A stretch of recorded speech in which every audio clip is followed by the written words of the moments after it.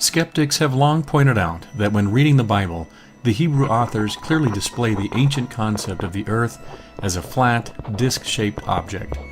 How can this be, the skeptic wonders, if, as believers assert, the very words of Scripture were inspired by an omniscient, omnipotent being? Didn't this divine wisdom know that the earth was a sphere? Couldn't these ancient authors have been inspired to write down a correct description of the planet? Biblical apologists, whose business it is to rescue the Bible from such embarrassing observations, have risen to this skeptical challenge. In this video series, we will have opportunity to examine the defenses these apologists have created in order to quiet the sneers of skeptics on the biblical description of the shape of the earth, and to preserve the Bible's divine intellectual integrity.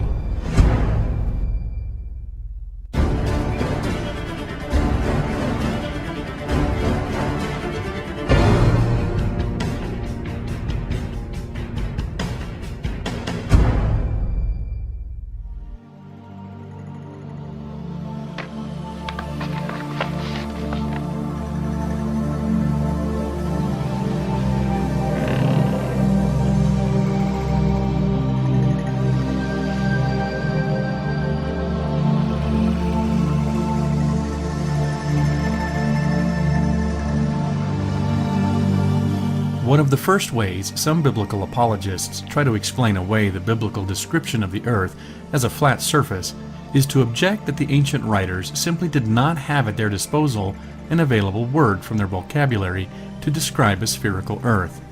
They did the best they could with the words they did have to choose from.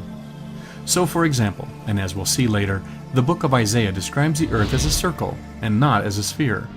This is so, the apologist argues, because the author of Isaiah did not have a comparable word for globe available to him in the Hebrew vocabulary.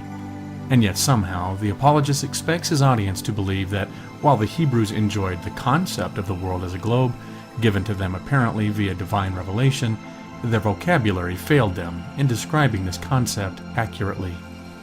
What such apologists fail to realize is that languages are living things. They grow with a culture. If the ancient Hebrews had lacked a word for globe, they would have invented one, or at the bare minimum, substituted the most parallel word in their vocabulary for this novel concept. Within my own generation, words like gay and spam have taken on meanings they didn't have 30 or 40 years ago. They describe new concepts. Additionally, new words to describe new concepts have been born into the English language over the past few years. Pulsar comes immediately to mind. By the same token, the Hebrew language could have evolved a new word to describe this divinely revealed concept of a ball-shaped earth, or it could have co-opted an existing word, one much more appropriate than circle. Again, we'll have opportunity to examine the trouble with this particular apologetic shortly. However, suffice it to say, there was absolutely no reason, if the Hebrews understood the earth to be of spherical shape, why they were forced by restrictions in the vocabulary to have called it a circle, with clear connotations that they were referring to a disc-shaped planet. Apologists seem to think that the notion of roundness was completely foreign to the ancient Hebrews, as though they'd never encountered a round stone before.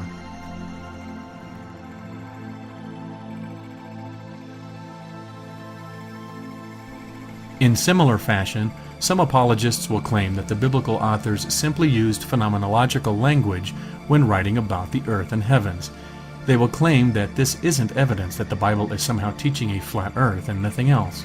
When a biblical writer refers to the ends of the earth, for example, they no more mean a literal edge of the planet than when that same phrase is used today. And of course, they argue, we today know the earth is a sphere, and we use that same sort of phenomenological language, so why can't the same be assumed of the biblical writers? But what these apologists fail to understand is that phrases such as ends of the earth come from the literature which influenced our modern language, and arguably the most influential piece of literature for English was the Christian Bible. The Bible gave us these sayings because they were based not just on what the world looked like, phenomenologically, but upon this Hebrew cosmology which took literally what the authors observed.